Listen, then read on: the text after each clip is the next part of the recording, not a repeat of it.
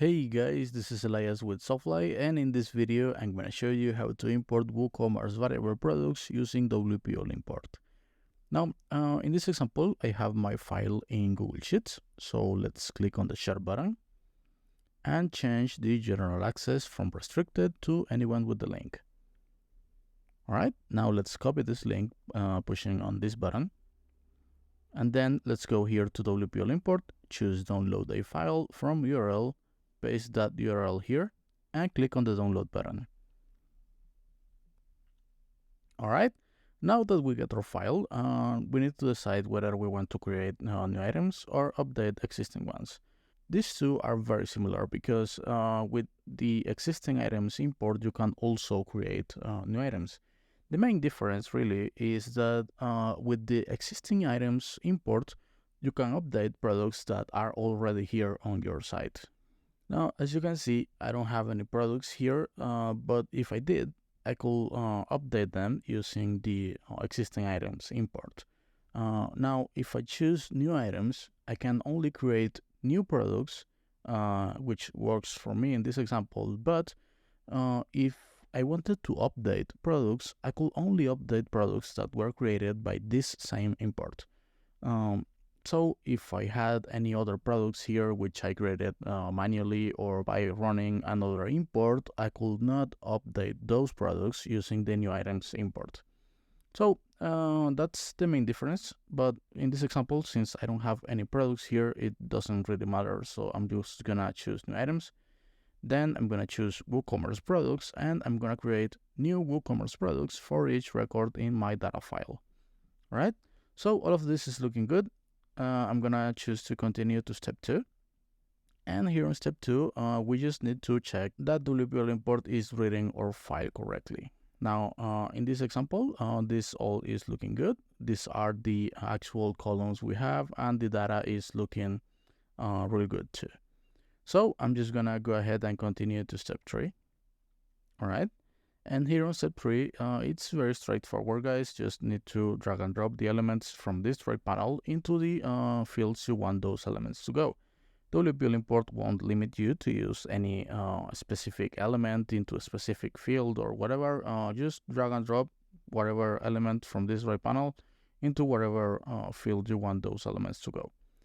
Now, I want this name element to be the title, so I'm just gonna go ahead and drag and drop this like this.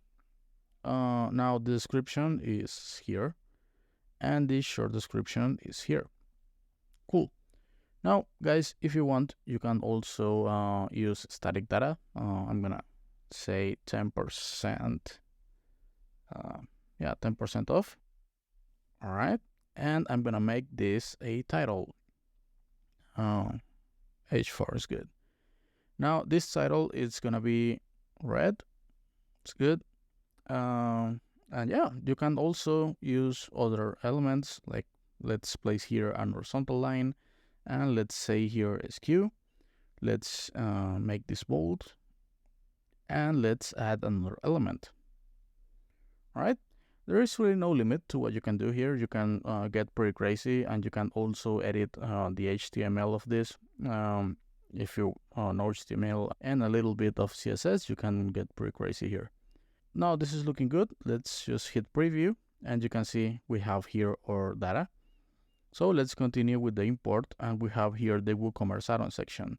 And this is where the magic actually happens for WooCommerce variable products. Now you will notice that this is very similar to when you're creating a product manually in WooCommerce. Now let me show you real quick. We have our title, the description, here we have our short description, and here is the product data. Now, this is very similar here. We have our title, description, short description, and the product data. And we have here our tabs, which are the same ones we're going to find here. So this is just so you feel like this is familiar somehow, and you can navigate your way through. Now, as such, let's just drag and drop the SQ, which is the first item we have here. And let's just continue doing so with the other items. Now we have here our regular price and the sell price. Cool. Now we have here a very interesting feature in WPL import, which is the ability to adjust prices. So you can mark the prices up or down. if you want to. Now, in this example, how about we get a little bit greedy and we increase these prices by 10%. Now, to do that, we have two options. We can increase the prices by an amount, in which case, if you hover on this question mark, it will give you some instructions on how to do that. But since we're going to do that by percentage, because we want the same 10% across the whole file, let's choose that. And if we hover on this question mark again, it will give you some instructions on how to do that. Now, this instructions basically says that the 100% is this value here. Now, this is the 100%, guys. So if we want to increase this by 10%, we need to say here 110%. If we wanted to decrease this price by 10%, we will have to place here 90. All right. So let's type in here 110, same here, and preview the prices. Now you can see here that the prices are being increased by 10%, which is good. So let's just continue with the import. I'm gonna leave these settings as they are, but you can change that. You can use XPath. And guys, if you don't know what XPath is, well, the short version is just the ability to drag and drop this stuff here, and this will work. All right. This is so you can import the data from your file dynamically using WPL import. Now, if you don't know what XPath is, then you know you can do all sorts of crazy stuff here. All right.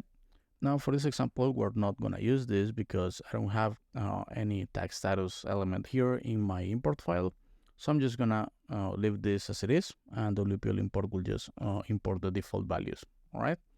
Now, here from the inventory tab, I'm going to enable the manage stock option, and I'm going to drag and drop the stock element here in the stock quantity field.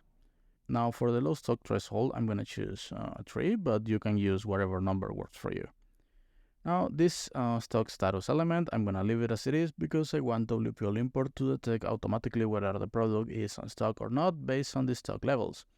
Now, these other settings, I'm going to leave them as they are too, and I'm going to skip the shipping and link products tabs because the default values work just fine for me. Now, guys, I forgot to do one very important thing, and that is to select variable products from this pull down. Because remember, we're importing WooCommerce variable products. Now, these tabs are the same, so it doesn't matter.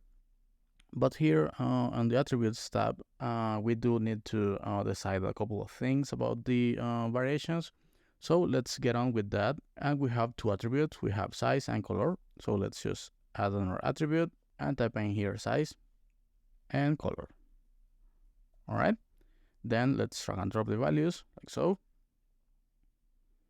And with this, we will be pretty much ready, but I want to add another attribute. Now, this attribute is going to be called brand. All right.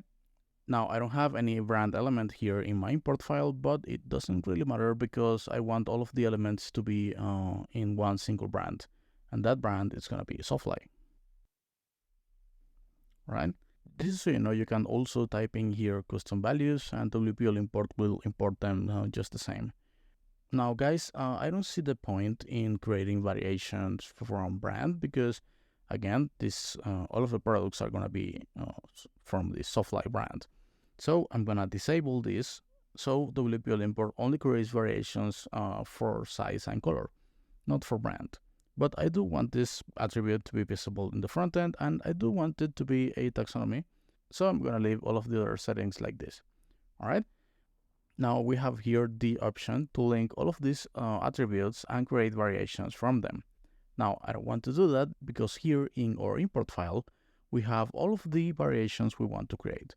You can see this hero hoodie is the parent, and all of these are its variations, just in different colors and sizes. So I don't want to enable this because if I do this, the variations tab will disappear. The reason it disappears is because here in the variations tab is where we'll tell WPL import how are our variations linked together in the import file. Now to do that, we need to read very carefully all of these options and select the one that resembles the most to the file structure we're using. Now in this case, the option that resembles the most to the file structure we're using is this first one, because we have an SKU and a parent SKU. Let me show you real quick here. here on the SQ column, we have an individual value for each row. But here in the parent SQ column, we can see that some rows have a value that's referencing another value in the SQ column. And that's exactly what this label says. Now we have several options here. For example, we have this one that says all variations for a particular product have the same title as the parent product. Now, if your file structure looks like this, when you have a parent product and the variations and all of them share the same title, then you just need to choose this option and drag and drop here the title element. All right. Now, again, the first one is the one we're gonna use. So I'm gonna drag and drop the SQ here and the parent SQ around here. Cool. With this, WPL import will understand how is our file structure linking variations together. So let's just continue. Here, these options, I'm gonna leave them as they are, especially this third one that says create products with no variations as simple products. Now, what this will do is, well, basically what it says it's gonna do, which is if WPL import finds a product here that has no variations, WPL import will say like, oh, so this is a simple product, and we'll create that product as a simple product. That's it. And I do want that because here in this import file, we have some jackets, some hoodies, some pants, some tops and whatever, and those do have color and sizes variations, but we also have other sportswear products like maybe smartwatches, sport pants or whatever. So those are simple products, and I do want to create them in the same import. Now guys, you can create simple products with the variable product import, but you cannot create variable products with the simple product import. That's a very important distinction. Now, since we're already here with the WooCommerce Add-On section, let's just jump into the images one. All right, and for the images, we have 3 columns. So we can either separate this with a comma, or you can place one below the other, each one in its own line, and WPL import will import them just the same. Now let's hit preview. And as you can see, we have here a quick preview of how these images look. Now, if I click here on the run test button, WPL import will attempt to download these images, and as you can see, it's been successful. So this is always a good idea, guys, so you can double check and make sure that WPL import is able to access those images. And since that's the case, let's just click on the dismiss button and continue with our import. I'm going to leave these settings as they are. You can hover on this question mark, same as before, and it will give you a brief description of what this option does. But I'm most interested in this first one and the fourth one, because the first one, it's going to prevent WPL import from downloading a bunch of duplicate images. And this is useful because I have different colors and sizes, and the same image is used, for example, for a green hoodie in size S, M, L, XL, or whatever. So with this option enabled, WPL import will compare the image either by URL or file name and says, oh, so this image already exists on the site, so I'm gonna use the one that exists instead of downloading a new one. So yeah, and the other option I want to keep enabled in this example is the fourth one, because it will set the first image to be downloaded as the featured image. Now in this case, this is the image that's going to be used for the featured image, and that's good. That's the image I want. All right, so let's just continue. I'm going to skip the custom field section, and I'm going to enable the product categories in the taxonomy section. Now I have here the categories, and they are separated in 4 columns that are hierarchical, meaning that this is a parent product, this is the first child, this is a child of this child, and this is a child of this child. All right. So I'm gonna import this using the third option. And here I have 2 options basically. I can either manually design the hierarchy the way I want it to be. For example, let's drag and drop here the parent because it's the top level, then the first child, and then I'm gonna add 2 new rows, and I'm gonna drag and drop the other columns there, and then I'm gonna place them in a hierarchical way like this. All right, now I can also go ahead and drag and drop this, like so, and I can use this symbol or whatever other symbol you want to to tell WPL import what our hierarchy looks like. All right.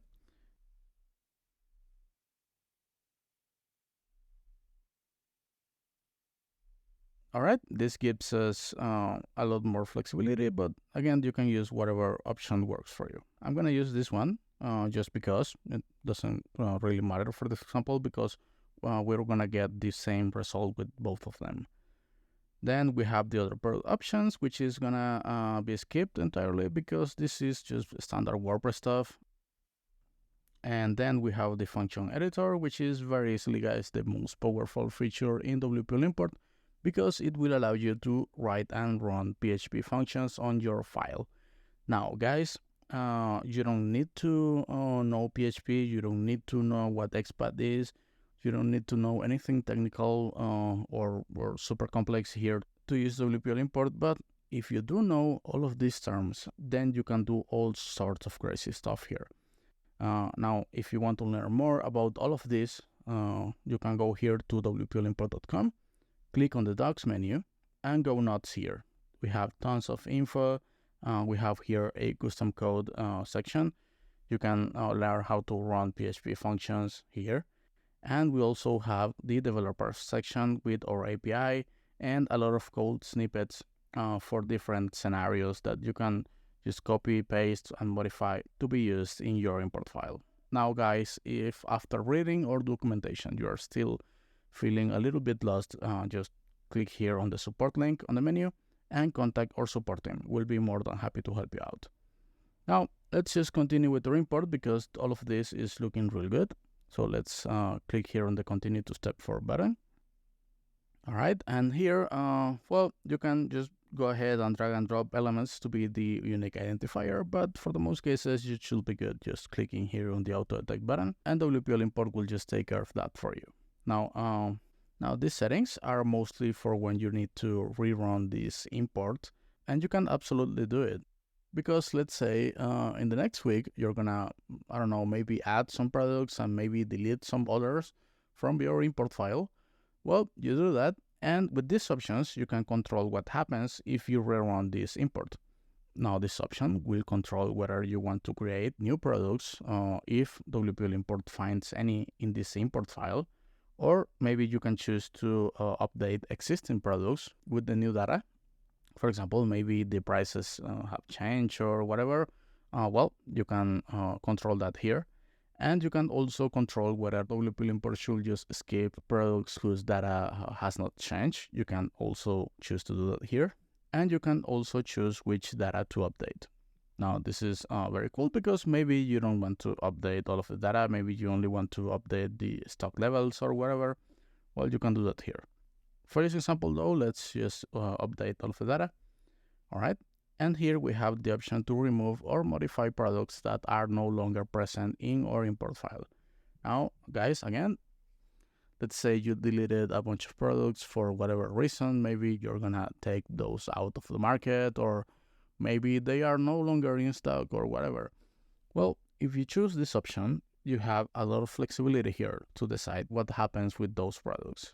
Now you can choose what happens to products that were created by this import only or in the whole site. Now, keep in mind, guys, that this is potentially destructive for your site, so it's always a good idea to have a backup. All right. Now, after you decide which products you want to affect with these settings, well, then you need to decide what you want to do with those products. So we have several options. You can send them to trash. You can change the status to draft or private or whatever. You can set them to out of stock, or you can go ahead and straight up delete those. You can also delete the files and images attached to those products. So yeah, you have full flexibility here. And guys, if you want to know more about how all of this works, we have a dedicated video for this. Just click here on this YouTube icon and you will be taken to it.